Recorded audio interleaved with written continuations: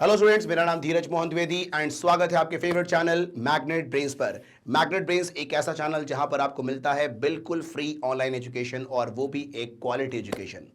ठीक है, तो चलें आज हम शुरू करते हैं आपके क्लास 12 जिसका जो चैप्टर है chapter number 11, that is dual nature of radiation and matter. और हम आज देखने वाले हैं बहुत ही ज्यादा important topic, that is de Broglie hypothesis. Basically यहां पर हमें बात करनी है मैटर वेव्स को लेकर के, called as de Broglie wave. ठीक है, उसको लेके बात करनी है। तो यहां से न्यूमेरिकल्स की पॉसिबिलिटीज डेफिनेटली होती है। ठीक है, तो ध्यान से देखना, यहां पर हम कुछ एक्सप्रेशंस देखेंगे, वो बिल्कुल आपको याद होना चाहिए। ठीक है, चलो तो पहले तो मैं आपको यह बता दूं कि डी ब्रोगली ने यह कहा था कि कोई भी मैटर अगर मोशन में है तो वो वेव एसोसिएट करता है अपने साथ, मतलब वो वेव पोजेस करता है। ठीक है, जो उसके मोशन को कंट्रोल करता है इन ऑल रेस्पेक्ट।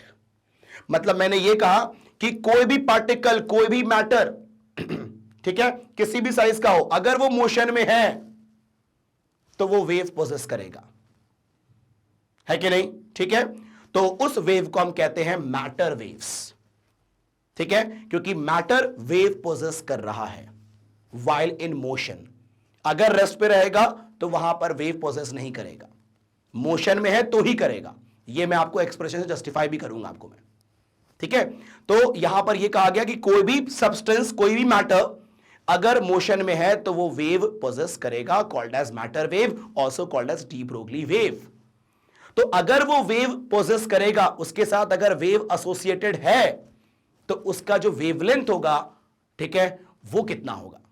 ठीक है, तो wavelength associated by particle in motion is given by h upon mv, जिसमें आप जानते हो h क्या होता है? Planck constant. ये m होगा मास ऑफ बॉडी और v है वेलोसिटी, है कि नहीं? तो ये हो गया आपका वेलोसिटी। ठीक है, तो lambda equal to h upon mv, this is the wavelength of wave associated by particles in motion. ठीक है, तो इस वेवलेंथ को हम लोग कहते हैं डी ब्रोगली वेवलेंथ भी कहते हैं, है कि नहीं? तो कहीं पर अगर बोले कैलकुलेट डी ब्रोगली वेवलेंथ, मतलब मुझे ये वाला फॉर्मूला यूज करना है कि नहीं? चलो, तो वेवलेंथ का फॉर्मूला तो मिल गया, h अपॉन mv है, लेकिन मैं इसको जस्टिफाई करूंगा, मतलब मैं इसका प्रूफ देता हूं आपको। ठीक है, कि कैसे आया lambda equal to h upon mv, है ना? आओ देखो ध्यान से, यहां पर मैं आपको प्रूफ देता हूं इसका। तो ये देखो, इसका जो प्रूफ है ना, उसके लिए आपको क्या करना होगा? आपको पहले मानना होगा कि जो पार्टिकल है ना, या जो भी पार्टिकल मूव कर रहा है ना, वो एक फोटोन है। ठीक है, तो आप जरा बताओ कि अगर आप पार्टिकल को एज अ फोटोन मान लेते हो, है कि नहीं? या मैं ऐसा कहूंगा कि या फोटोन को एज अ पार्टिकल मान लो, जो मानना है मान लो। तो अगर मैंने पार्टिकल को एज अ फोटोन मान लिया, तो आप बताओ वो फोटोन कितना एनर्जी पोजेस करेगा? E is equal to H nu ना, बोलो हाँ है ना? ठीक है, तो हम बोलेंगे फॉर फोटोन या energy of each photon, since energy of each photon is given by E is equal to what? H into nu। ठीक है, एक सेकेंड, H into nu, हाँ है ना? ठीक है, ये होता है ना, आपको मालूम है ना, हर फोटोन की एनर्जी कितनी होती है? H न्यू होती है, where H is Planck constant और न्यू क्या होगी? उसकी फ्रीक्वेंसी। ठीक है, अब देखो सुनो, मैंने ये कहा कि अगर मैं पार्टिकल को एज अ फोटोन मानूं तो हर पार्टिकल की एनर्जी क्या होगी? जो फोटोन की एनर्जी होगी, एच न्यू। लेकिन अब वो है तो एक्चुअली में पार्टिकल ना, ठीक है, तो उसका मास भी है। ठीक है, तो मान लेते हैं उसका मास m है, लेकिन वो मूव कर रहा है विथ वेलोसिटी ऑफ लाइट। तो अगर कोई पार्टिकल है जिसका मास m है और वो मूव कर रहा है विथ वेलोसिटी ऑफ लाइट, मतलब c, तो आइंस्टीन इक्वेशन से भी तो एनर्जी निकाल सकते हैं। ठीक है, तो अब मैं बोलूंगा if photon is considered as particle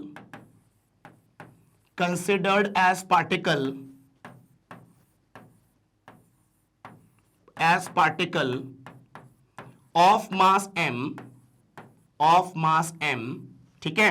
तो आप बताओ बाय आइंस्टीन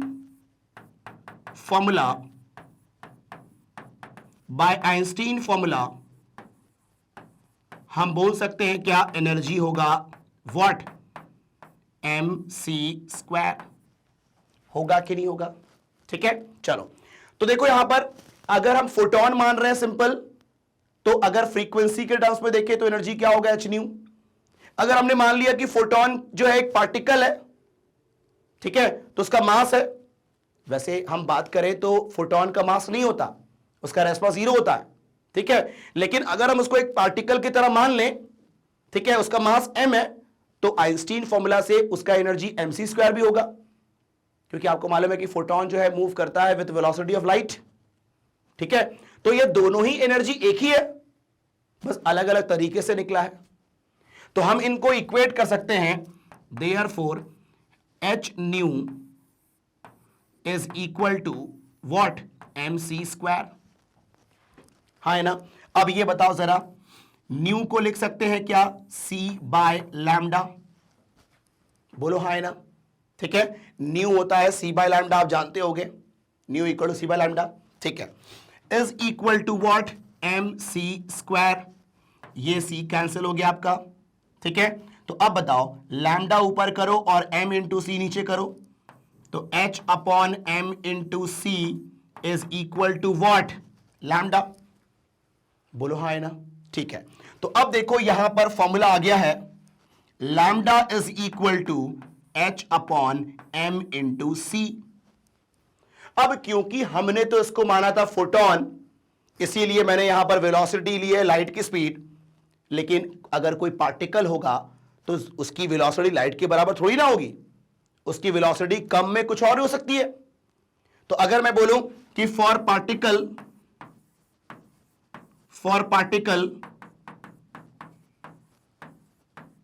हैविंग, ये तो हमने फोटोन के लिए निकाला है, तो for particle having velocity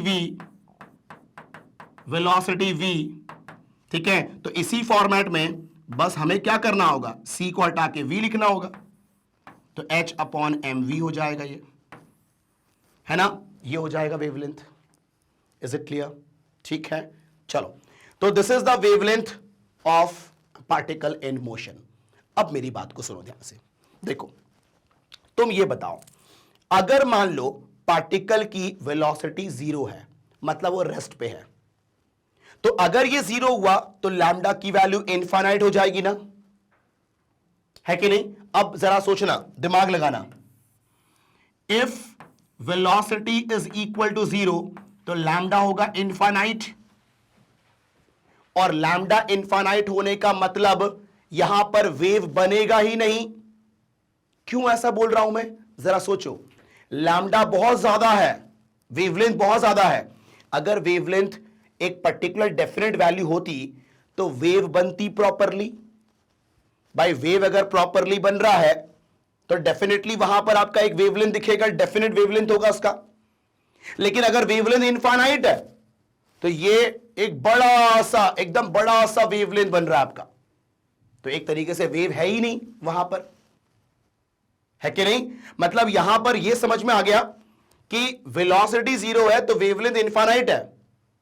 that means कि अगर ऑब्जेक्ट रेस्ट पे होगा तो वो वेव पोजेस नहीं करेगा। भाई वेवलेंथ इनफाइनाइट होने का मतलब वो वेव पोजेस नहीं कर रहा, ठीक है कि नहीं है? तो ये कहानी है यहां पर। तो ये हो गया आपका एक जस्टिफिकेशन कि मोशन में अगर कोई पार्टिकल होगा तो ही वो वेव पोजेस करेगा। तो यहां पर मैं लिख देता हूं, therefore it is concluded that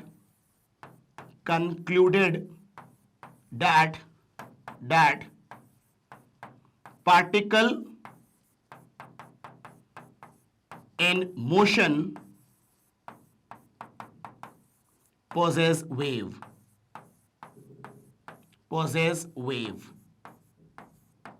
है कि नहीं? ठीक है, नहीं तो वेवलेंथ इनफाइनाइट हो जाएगा आपका। Is it clear? ठीक है, चलो। तो ये हो गया आपका सिंपल डी ब्रोगली वेव, है ना। तो अभी पिक्चर बाकी है इसमें, ठीक है। आप लोग एक काम करें, स्क्रीनशॉट लें, फिर हम आगे बात करते हैं, ठीक है।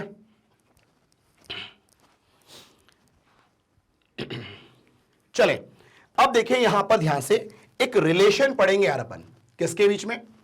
तो relation between de Broglie wavelength and temperature.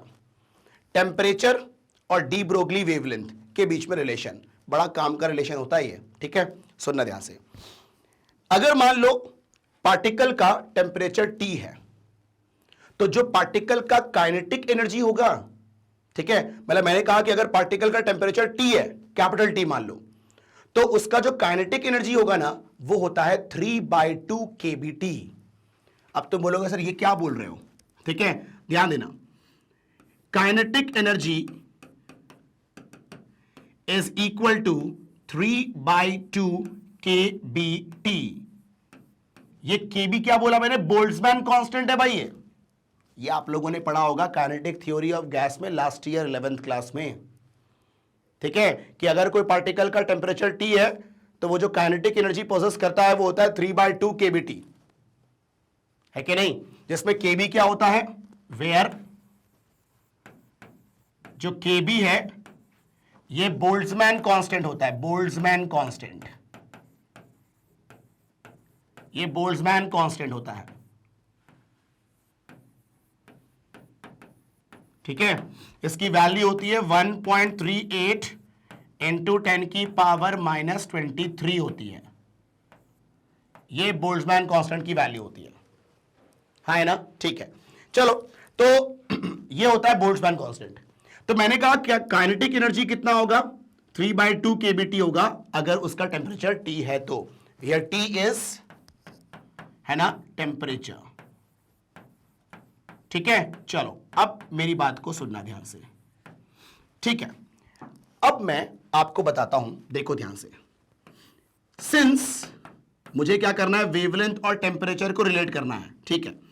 Lambda equal to, अभी पढ़ा ना अपन ने, H/mv। और ये बताओ H/mv, mv का मतलब मोमेंटम ना, है कि नहीं? ठीक है। और मोमेंटम और काइनेटिक एनर्जी में रिलेशन आप लोगों ने पढ़ा होगा 11th क्लास में। क्या होता है? Momentum is equal to √2 into mass into kinetic energy. ये रिलेशन होता है मोमेंटम और काइनेटिक एनर्जी के बीच में। तो ये वाली P की वाली वैल्यू यहां डाल दो, तो लैम्डा इक्वल टू क्या हो जाएगा? H/P, P की value √2m into kinetic energy, हाँ है ना, ठीक है। अब मैं काइनेटिक एनर्जी की ये वाली वैल्यू पुट कर रहा हूं, तो H/√2m वैसा का वैसा, ये 3/2 kBT, ठीक है, ये 2 से 2 कैंसिल। तो अब देखो वेवलेंथ की वैल्यू आ गई H/√3, पहले लिख दो mkBT। This is the relation between wavelength and temperature. Is it clear? ठीक है, चलो। तो ये हो गया आपका simple relation between wavelength and temperature, ठीक है। तो अब आप लोग इसका स्क्रीनशॉट ले लें, फिर बात करते हैं अपन आगे। चलो भाई, अब देखो यहां पर हम एक और छोटा सा टॉपिक देख लेते हैं, that is de Broglie wavelength of electron, ठीक है। मतलब इलेक्ट्रॉन अगर मोशन में है तो वो भी एक वेव पोजेस करेगा, तो उसका वेवलेंथ कितना होगा वो अपन को यहां पर देखना है, ठीक है। तो यहां पर जो मैं वेवलेंथ निकालूंगा ना इलेक्ट्रॉन का, वो आपको याद भी रखना है, ठीक है। आओ देखो ध्यान से आप लोग,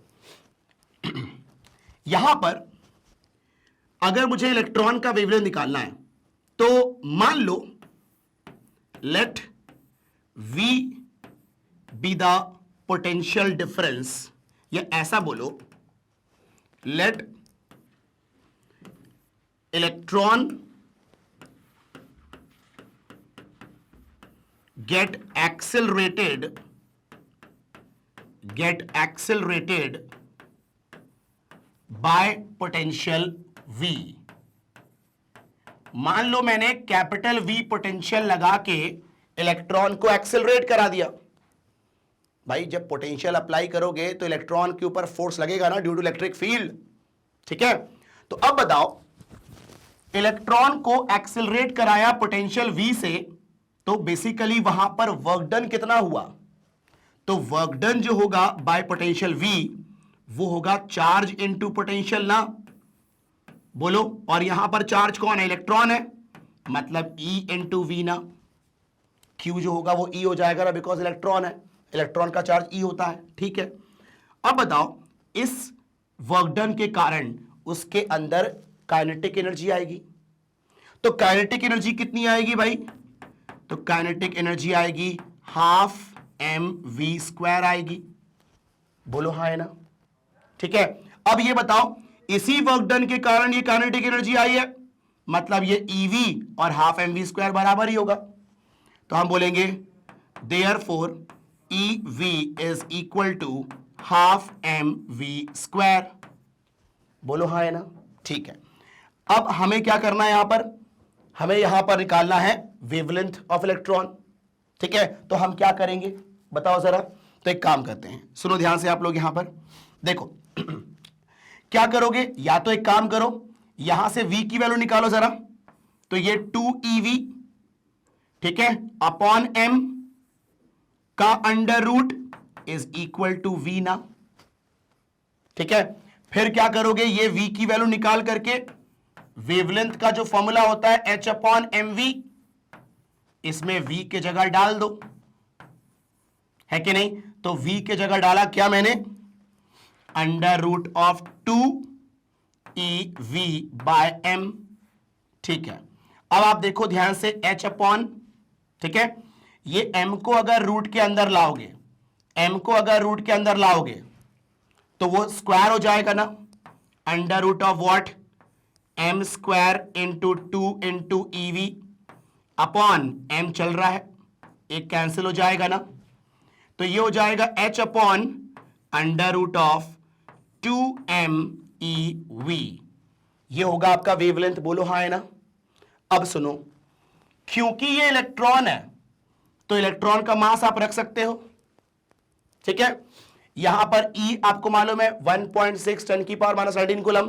ठीक है, और H प्लैंक कांस्टेंट की वैल्यू मालूम है आपको, है कि नहीं। ठीक है, तो जब H की वैल्यू, इलेक्ट्रॉन का मास, इलेक्ट्रॉन का चार्ज पुट करोगे सिवाय इस V के, ये तो आपका V क्या है? अप्लाइड पोटेंशियल है। तो जब आप इन सबको पुट करोगे, ठीक है, उसके बाद जो भी आंसर आएगा वो मीटर में आएगा, क्योंकि भैया वेवलेंथ निकाल रहे हो ना आप यहां पर। ठीक है, तो मीटर में जब लाओगे ना तो बहुत ही कम वैल्यू होगी, ठीक है ना, तो उसको आप एंगस्ट्रॉम में कन्वर्ट कर देना। तो मैंने ये कहा कि जब आप HME की वैल्यू पुट करके एंगस्ट्रॉम में कन्वर्ट करोगे, है ना, एंगस्ट्रॉम में कन्वर्ट करोगे बाय मल्टीप्लाइंग 10 की पावर 10, ठीक है, तो जो वेवलेंथ आएगी ना वो आएगा आपका 12.27 अपॉन रूट ऑफ v, इतना एंगस्ट्रॉम आएगा नियर अबाउट, है ना। ठीक है, मतलब मैंने ये कहा आपसे कि यहां पर जो वेवलेंथ है, मतलब ये वैल्यू सारी पुट करने के बाद, क्योंकि ये क्या है, H क्या है? अप्लाइंग कांस्टेंट, ये M क्या है आपका? Mass of electron, E charge of electron, ये सारी वैल्यू स्टैंडर्ड होती है। पुट करके आप सॉल्व करना, एंगस्ट्रॉम में कन्वर्ट करना। आपको मालूम है एंगस्ट्रॉम में कैसे कन्वर्ट करते हैं? बाय मल्टीप्लाइंग 10 की पावर 10। ठीक है, उसके बाद आप देखोगे तो ये एक्सप्रेशन आएगा, और ये आपको याद होना चाहिए, है ना। ठीक है, चलो अब मेरी बात को सुनो, मैं आपको एक और फॉर्मूला देता हूं और मैं आपको सजेस्ट करूंगा कि वो भी आपको याद होना चाहिए। क्या? ये तो ठीक है भाई, हमने इलेक्ट्रॉन के लिए निकाला है, अगर इलेक्ट्रॉन की जगह कोई और चार्ज होता तो ये देखो यही वाला फॉर्मूला काम करेंगे हम लोग। ये देखो मैं अलग से बता रहा हूं आपको, lambda equal to H upon under root of 2m, भैया अभी यहां पर इलेक्ट्रॉन है इसलिए मैंने E लिया है, नहीं तो कोई और चार्ज होगा तो उसका चार्ज आएगा, Q मान लेते हैं, इंटू V। ये वाला फॉर्मूला ध्यान रखना आप लोग, कोई और चार्ज पार्टिकल होगा, मान लो अल्फा पार्टिकल है, तो अल्फा पार्टिकल का मास लोगे, अल्फा पार्टिकल का चार्ज लोगे, तो उसका वेवलेंथ मिलेगा अल्फा पार्टिकल का। तो ये वाला जो फॉर्मूला है ना वेवलेंथ का, ये आपका फॉर्मूला है, एक जनरल फॉर्मूला हो गया किसी भी चार्ज पार्टिकल के वेवलेंथ को कैलकुलेट करने का। हाँ है ना, ठीक है। और एग्जाम में आपको यहां पर रूट वी, मतलब ये जो आपका अप्लाइड पोटेंशियल डिफरेंस है, ये गिवन रहेगा, ये डाल देना, सॉल्व कर लेना, तो प्रॉपरली आपकी वैल्यू मिल जाएगी, है ना, वेवलेंथ की। क्लियर है कहानी, ठीक है। चलो, तो अब आप लोग एक काम करें, इसका स्क्रीनशॉट ले जरा। चले भाई, तो यहां पर अपना ये जो डी ब्रोगली वेवलेंथ इलेक्ट्रॉन का है ना, ये अपना ओवर हो गया है। तो बस यहां पर अपन को जो याद रख रही है ना, डी ब्रोगली वेव का जो वेवलेंथ है उसका formula lambda equal to h/mv, और जो मैंने अभी आपको फॉर्मूला दिया, ठीक है, किसी चार्ज पार्टिकल कोई अगर मूव कर रहा है, ठीक है, by applying some potential difference, तो उसका वेवलेंथ कैसे निकालोगे, तो h/√2m into q into applied potential. ठीक है, ये अपन को ध्यान रखना है, बाकी न्यूमेरिकल से बनते हैं वो लेटर ऑन हम डिस्कस करेंगे। ठीक है, तो बस यहां पर अपना ये टॉपिक ओवर होता है। तो ऐसी वीडियो को देखने के लिए क्या करना है आपको, सिंपल magnetbrains.com पे जाना है, या फिर जो उसका यूट्यूब चैनल है वहां पर आप जाएं। वहां पर आपको ऐसे बहुत सारे कोर्सेज मिलेंगे जो कि बिल्कुल फ्री ऑफ कॉस्ट है। ऐसा बिल्कुल नहीं है कि आपने एक दो टॉपिक पढ़ा तो फिर कोई कूपन लगाना पड़ रहा हो, पेमेंट करना पड़ रहा हो, ऐसा बिल्कुल नहीं है। यहाँ पर सारा कंटेंट, बिल्कुल क्वालिटी कंटेंट आपके लिए बिल्कुल फ्री अवेलेबल है। ठीक है, तो बस अंत में यही कहूँगा, अगर आपको वीडियो पसंद आया हो तो आप इसको लाइक ज़रूर करें, और अगर आप चैनल में नए हो तो आप इसको जल्दी सब्सक्राइब करें ताकि कोई भी अपकमिंग वीडियो हो वो आपसे बिल्कुल मिस ना हो, और अपने दोस्तों के साथ इसको शेयर भी करें ताकि उनको भी इसका फ़ायदा मिल पाए। Thank you.